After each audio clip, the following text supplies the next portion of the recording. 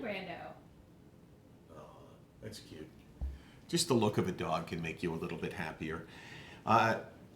Daily Landsblog here.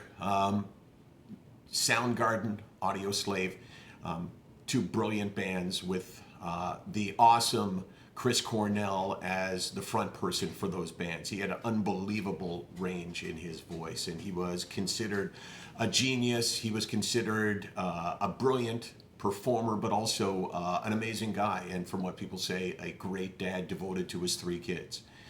So when you hear him on stage last night in Detroit, or 2 nights ago, and when you hear him interacting with the audience and the energy that he brings to it, and then 2 hours later, 3 hours later, he's found dead in his hotel room, having taken his own life, it makes you just wonder, and it makes you think about what was going through his head, and how did he get himself together enough a few hours before he was going to take his own life to present himself to the crowd. And it says a million different things. It talks about the mask. It talks to me about the mask, how you can fool people. His wife said, I didn't know. I spoke to him before he went on stage, and then I spoke to him afterwards, and afterwards he didn't sound very good.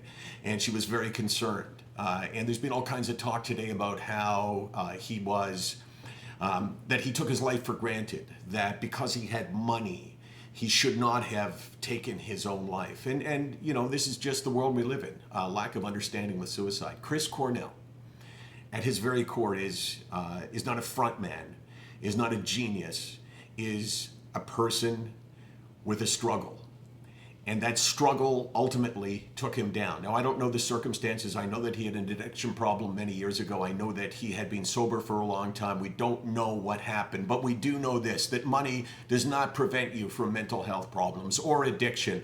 Money cannot make you happy. Years ago when someone said money can't buy you happiness, that is so applicable to mental illness. So applicable because there is the perception still that depression is a sadness over circumstances in your life. And while that may be in a tiny number of cases, normally it has nothing to do with it. And Chris Cornell is now gone, and his family will have to try to get over that awful blow. I'm just sick for the fact that he had 3 kids who adored him, and somehow the pain was so great inside of him that he, in his mind, was better off dead than parenting his children.